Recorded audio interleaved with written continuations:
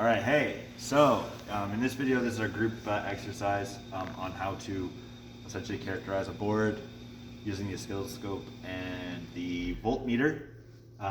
So we have our oscilloscope on, we're on channel 1. We have our grounding clip grounded to one of our ground pins. This is an Arduino clone using the ATtiny MCU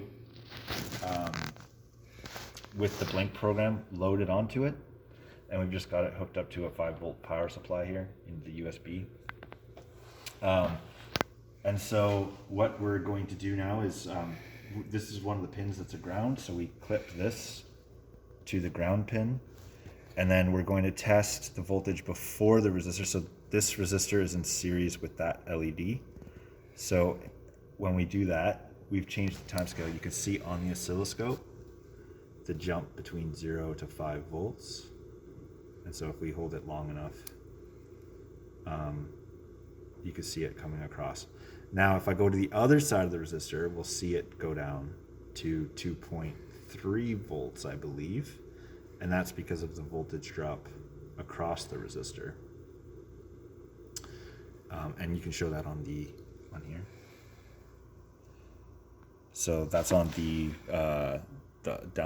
like the negative end of the resistor, and then this is on the 5-volt side, and you can see it jumps back up.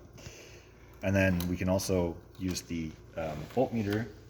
It's less pretty, but it can give you the same results. So you put it to DC voltage, you take your ground, so I'm going to pin that to ground, and then I'm going to go on the 5-volt side of the resistor, and you can see it's jumping between 0 and around 5 volts with every blink, and then on the other side of the resistor, 0 and 2.8 volts was the value that was being read on the oscilloscope.